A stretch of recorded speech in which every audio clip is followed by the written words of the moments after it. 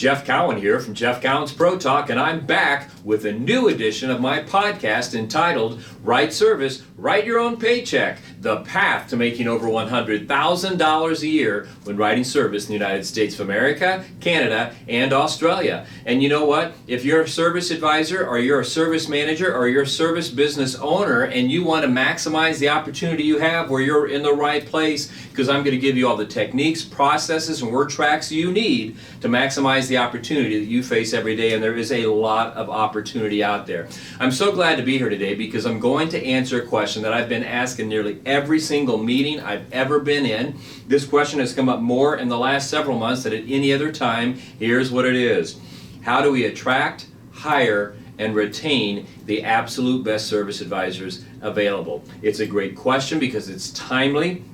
It's timely because the people you're looking for are out there by the millions. What do I mean? Well, you know, because of the virus, there are literally millions of people out there that are unemployed. And these people come from industries that have the same skill sets and requires the same skill sets that you're looking for in your advisors. They're ex-retail salespeople. They're ex-servers at restaurants. They're ex-military. They're ex-truck drivers. They used to be real estate agents. They used to be teachers. They were salespeople in other industries. I mean, the list goes on, and they're there. They're hungry. They're enthusiastic. They want to work. They have financial goals and financial commitments. And they're looking for you, but they can't find you because they don't know you're there.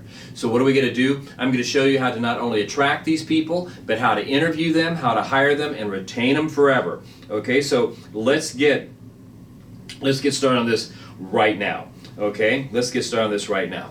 The first step we got to take a look at is your ad. Now I'm just going to be point blank here. Most ads that I've seen that run for service advisors suck. And yours probably does too if you're not getting anybody responding to it or you're getting the wrong people.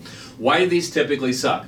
Well, because they say the same thing over and over and over. They look like everybody else's, and all they talk about is what we are looking for in the industry. We're looking for this, we're looking for this, we're looking for this. And what it doesn't do, what most of these ads almost never do, is tell the public what we have to offer to them. Now, I'm going to share with you here in just a second an ad that works very, very well.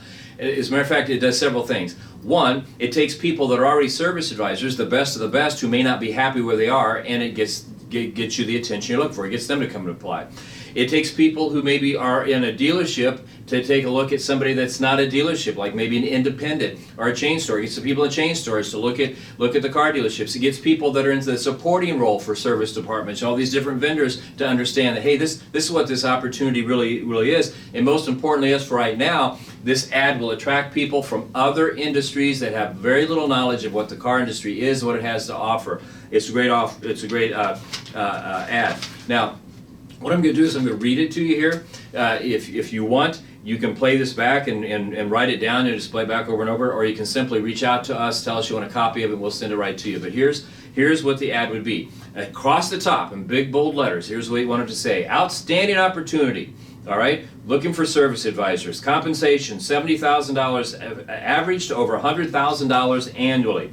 Those who are in this career on average own a 2,500 square foot home on 1.3 acres of land. They park a vehicle in their driveway that has a value of over $45,000. If they're married and their spouse works outside the home, they have a 3,500 square foot home on average on 2 acres of land and a second vehicle of equal or greater value. They enjoy an annual 2-week paid vacation and a benefit package that rivals some of the largest corporations in the United States of America. People who thrive in this industry are former restaurant servers, retail salespeople, real estate agents, ex-military, teachers, truck drivers, bartenders, medical assistants, and they range in age from 18 to 68 years old or older. There's no college degree required, and a comprehensive training program is included. This is a powerful ad, and the reason it is because it shows a whole new group of people not only what the automotive industry has to offer, but it shows people already in the automotive industry what you can offer them, and chances are it's going to be better than the situation they're in. So this is the first step. We got to attract them. This ad will attract them. You want a copy? Give me a call. Step 2. Now we got to hire them. Well, to hire them, we got to interview them, and there's a two-step process I have within this step to do that. But I want to first talk about why most interviews fail, and the reason they fail is because most people in the service business that I've seen interview, they do it with the wrong mindset. They become impatient. Nobody's answering their ad. The wrong people are answering the ads. They got this open position. They got all these customers, so what do? They just look for a warm body. They get impatient and they bring in the wrong person. So two steps to hiring the right person. The first step is you're going to do a telephone interview. Now this telephone interview is going to be no more than 10 minutes. You don't want it to be long and drawn out. 10 minutes, 15 minutes top. All right. Now what you're going to do in this interview here is you're just trying to see if there's somebody you can work with. Is it a personality that you think you can get along with? How do they sound on the phone? How would they fit in with your team? Do they have the level of enthusiasm and passion you're looking for? Do they have the skill set that you're looking for? You know, is their skill set applicable to what it is a service advisor does? And if not, because some of these people won't have the skill set. For example, somebody coming out of the military may not have been in retail sales ever. This may be their first venture into retail. But do they have the level of enthusiasm and the sound in their voice that shows they're committed? And you could train them on these skill sets. Okay? So once you determine that, then you determine to call them back and have them come in for an in-person interview. Now, in the in-person interview, here's what you have to understand. If you've done this interview on the telephone up front, you've already determined you probably got somebody here you can work with. They've got the right attitude. They've got the right level of enthusiasm. They seem like they'd be a good fit for your team. They seem like they've got the real skill set. So all of that's already taken care of. So in the in-person interview, what you're going to do is instead of interviewing them from the mindset, will this person work? How can I make this person work? How can I make this person fit in? I will strongly encourage you to interview them with the mindset from, why would this person not be a good fit on my team? Why would this person not be a good fit on my team? Now, I don't have time to get into all the different questions you would ask, but with this mindset, what it forces you to do is ask tougher questions. Tougher questions that reveal that maybe you've got somebody sitting in front of you that doesn't have the right discipline, meaning they've got a history of not showing up on time. They've got a history of kind of like, you know, customers are okay, but they're all about the money. Maybe they've got a history of making bad decisions in their life or at work, and that stuff will all come out. Okay, and it's important that you get that out and find out why they wouldn't fit on your team. Because what you would do, the other thing you do by doing this is you find the people who are beyond that. They're capable of making good decisions, and really what you've got is somebody who's got the skill set, that's ready to go to work, they're professional, and that's what you're looking for. I guess I can sum it up best this way. There's a big difference in hiring somebody and just coaching and training them to be great than hiring somebody and having to train them to fit in and train them the disciplines of being professional. You know, because people that show up late for work and make bad decisions in their life and bad decisions at work, they just don't have a level of professionalism, or they don't understand what the professional world's all about, and you don't have time for that. And the great news is right now is you don't have to worry about that, because there's so many people out there that will be trainable and coachable that you can work with them. So that's the first two steps. We've got to have the right ad, and then we've got to interview them on the phone, make sure they fit what it is we're looking for, and we bring them in and try and figure out, are they really a good fit by going in with the mindset, why would they not fit in? Now I've got two more steps here for you, but before I do, I want to talk to you about ProTalk. You know, the name of my company is just that. It's called ProTalk, and if you dial 1-800-248-2931, anybody that picks up that telephone can tell you how we can get you the highest effective labor rate, how we can get you the most sales, how we can get you the highest hours per order and customer pay. They can tell you how we can set up quick lubes, how we can set up business development centers, how we can work with your parts counter. We'll show you how to get customer retention that's through the roof, how to get perfect survey scores, and most importantly, in my opinion, how to eliminate disgruntled customers and heat cases forever. You can call us, we'll talk to you about that, or you can just go to our website right there, fill out a form, and somebody will call you, and you will see that we can do it all. We can come to your location and train you, you can come to our location, you can go to workshops, you can have virtual training, any way you want it. We're here, we're serious about what we do, we are the best at what we do, and we will show you and put you firmly on the path to complete and total success, showing you how to maximize the opportunity and get maximum results right now. We're just, in short, we're badasses. We get it done. We're badasses. Yeah, I kind of like that. We're badasses. Jeff Cowan's ProTalk. We're badasses. I like that. All right, so going back to what we're talking about, how to attract, hire, and retain people. So we told you we had a 4-step process. First, we told you that all these people are out there, and to get them, there's a 4-step process. One is you have to have the right ad. I showed you what the right ad was. Number 2, you interview them, first on the phone and then in person. We showed you the mindset you had to have and the way you want to approach that. Okay, so now we're ready for step number 3. How do you retain them? Well, retaining them is fairly easy. And the best way to retain somebody is make sure you have all your cards out on the table. All right, so what do I mean? During the interview process, okay, now we're still talking about retention here, retaining them. During the interview process, what I want you to do, if you got somebody in front of you that you think, hey, this person might be it, you want to lay out in front of them an employee contract. Now, this is basically what this employee contract is. It's a job description on steroids. And if you want to copy one of these, call me. I'll get you one of these too. We've done this for literally hundreds and hundreds of businesses. This employee contract is going to painstakingly spell out exactly what the job is, exactly how the job is to be done, exactly the processes that will be used, exactly the word tracks, exactly the techniques, exactly. You're going to exactly explain to them what results are required, what happens if they get those results, what's the rewards, what happens if they don't get those. You're going to lay it all out in front of them, and you're going to talk to them about this. And you can put anything you want in that contract, anything from you'll be here 15 minutes before the store opens, and you'll stay 10 minutes after it closes. You can put things in there like you can comb your hair, whatever you want to put in there, you put in there, whatever's important to you, but you make sure you include what the job is and exactly how you want it done, the results you're going to get. Then, assuming you do or assuming you don't offer them the job on the spot, you let them take that contract with them because it shows them that, hey, look, we're serious about this as we are, and we're transparent. Now, once you decide to move forward with somebody, even though they've already seen that contract and even though they've already gone over it, their first day when you hire them, their first day when they show up, you have another copy of that contract and you put it right in front of them. And here's what you're going to tell them. Look, I'm really glad that you're here. I'm glad that you decided to join our team because I think you're a perfect fit for our team. I think we've got a lot to offer you, and I think in the end you'll have a lot to offer our team. I think this is going to be a great marriage. But like I told you in the interview, before we get started, we have an employee contract. I showed it to you once. I got another copy, a brand new clean one here. What I'm going to do is I'm going to step away for 10-15 minutes, give you an opportunity to read through this. As you're reading through it, if you have any questions, any thoughts, any concerns, when I come back, that's the time to talk about it. If I get back and you've initialed everything and signed off on it, it's time to go train, it's time to go to work, we'll get this thing done. But again, if you have any questions, now's the time to ask because this is exactly what's going to be required of you and us as we work together moving forward. All right. Now, if they come back and you've got it signed, it's ready to go. They have a few questions, you answer it, they sign it, you're ready to go.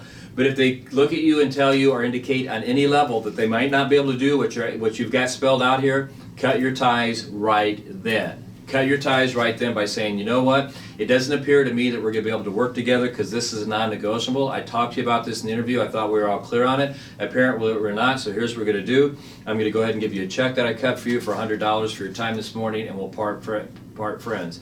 Now I can tell you, in the hundreds if not thousands of times I've done this, I've only seen 2 people walk from a contract, but I've seen hundreds if not thousands of people sign this with a lot of enthusiasm because employees love it.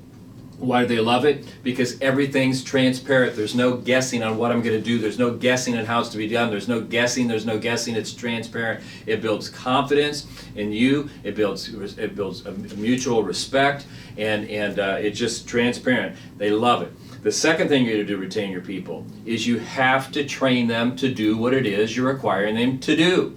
If you don't have a comprehensive training program, that's the first step to failure. That's the first step to walking this person that you so painstakingly went through all these steps to get. It's the first step to losing them. You have to train them.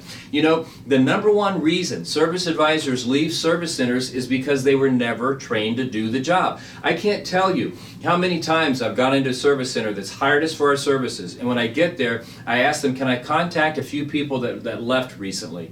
And I'll call these advisors that were working someplace and they quit after just 2 or 3 months, and I'll ask them, what happened? And if I had a dime for every time somebody told me this, I'd be a millionaire many more times over. Here's what it is. Hey, I saw that you worked here. If you don't mind answering a few questions for me, I wanted to know why you didn't stay, because everything on your application looked like it was great. What happened? Here's what they tell me. Jeff, I was told that when I got there I would be able to make at least $70,000 a year, maybe more. I was a truck driver. I used to make $40,000 a year with 2 kids and a spouse. I thought this was a great opportunity. I could provide a better lifestyle. But when I got there, they told me that they wanted me to get high survey scores. And when I struggled to do that, I asked them how I could improve my scores, and they simply said, be nicer. As I worked there, they told me I needed more sales. When I went to them and said, how do I get more sales? They said, try harder. It became very clear to me very early on they had no training process, and they were really just kind of rolling the dice to see who worked and who could do it and who couldn't. And I didn't have time for that. I got 2 kids and a spouse. I quit. I went back to work driving a truck because at least I was able to pay my bills and provide for my family. Biggest single reason people leave is because they weren't trained to do the job. You're kidding yourself. You don't have a training program. All right. So now if they're here, we got them trained. How do we keep them forever? Step 4, how do we motivate them to stay? How do we motivate them to be the best? How do we make sure they never ever leave us? Okay, well this is important because here's what's going on with the new hiree out there. They're no longer cookie cut. What works for one person, what motivates one person is not going to motivate another, and it's not always about money. Most of the time it is, but it's not always about money. So what you want to do is find out for each person that you're hiring, you want to have a deep conversation with them. You know, what is it you're trying to accomplish in your life? What material things you're looking for? What personal things you're looking for? What is it you want to do? And you find out what their goals are, and then what you're going to do is you're going to manage them through their goals. But here's the first step. I'll share a story with you. This is a cool story. I had the opportunity a long time ago to work with a large group of stores, and it was really cool because the business owner liked to introduce himself to every brand new hire that they had. And as a matter of fact, he not only liked to introduce himself, he liked to do the first hour of training with every new hire. Now, this was a corporation or a business that was big enough that every Monday there was always at least 3 new people that were hired to do something, and many times there was 5 or 6. But they had very little turnover. Okay, very little turnover. But he taught the first hour, and he liked to call it his "What We Have to Offer You" talk. And what he would do is he'd simply go in, introduce himself, and go around the room and ask each person what their goals were. Okay, what is it you're trying to accomplish? And then once he found out what that was, here's what he did. And I'll never forget this. The very first girl that he did this with, he says, okay, so what are you looking for? And she said, you know, she wanted to live in a nicer house, drive a nicer car, take a vacation, make sure her kids were educated, and be able to have something put back. So he asked her some questions, found out that she'd come from being a server at Applebee's where she made $35,000. Here's what he did next. Look, you're used to making $35,000, and making $35,000, you were able to make your mortgage payment, right, and able to feed your kids and take care of things, right? All right, well now I put you in a chair where the average person makes $70,000 being a service advisor, and we have more than 20% of our people that are making over $100,000. But let's just stick with the average of $70,000. What that means is you're now going to increase your income by 100%. You're going to double what you make. And so he went on to explain to her with that extra $35,000 a year, if she invested it right, she spent it smartly, and made wise decisions with it, that in 10 to 20 years she could not only accomplish every goal that she had laid out, but she would be able to be financially independent for the lifestyle that she wanted for herself. Now you talk about somebody that sat up in their chair and all of a sudden got excited and their enthusiasm doubled down and the passion started to develop. This young lady was excited, and as he went around the room and did that with each and every person, I mean the enthusiasm in the room was electric. These people were ready to go because it hit them like a ton of bricks. They had just not gotten a new job. They were starting a new career that would put them on the path to financial independence, okay, for the lifestyle they'd chosen for themselves. I mean, it was brilliant. And you know what?